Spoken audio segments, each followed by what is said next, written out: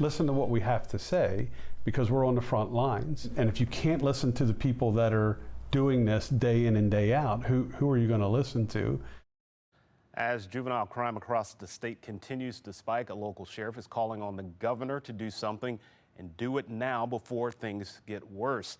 I sat down with Carrol County Sheriff Jim DeWees to hear what he has to say about the juvenile crime crisis.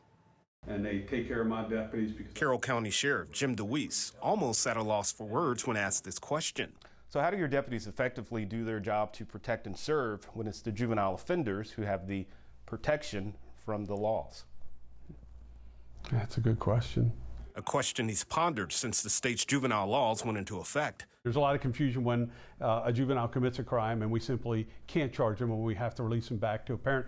We have to tell a victim, I'm sorry, you're going to have to pursue this another way, whether it's civilly or you're going to have to try and file something because our hands are tied. Sheriff DeWees says he tried to warn lawmakers of what was to come. People that were on the front lines, like me, the sheriffs, the chiefs, the state's attorneys, we told them this is exactly what was going to happen. Now he's hoping lawmakers in Annapolis, more importantly, Governor Wes Moore, will listen. The governor, who is a smart man, that understands that this is a problem, needs to come up with solutions, but work with law enforcement to do this.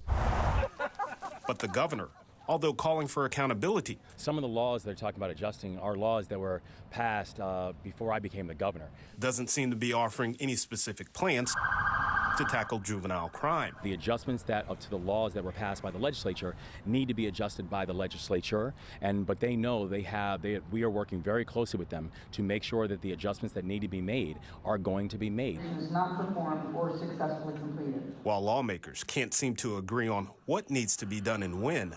Sheriff, do you think the legislation should meet sooner rather than later to tackle this juvenile crime? Absolutely. Sheriff DeWees says he knows what lies ahead. If you don't work on this immediately and you say we're going to look at it in January and we're going to ask the governor to sign it in April, May, or June, and it's effective in July or maybe October, the wake of victims is going to be tremendous.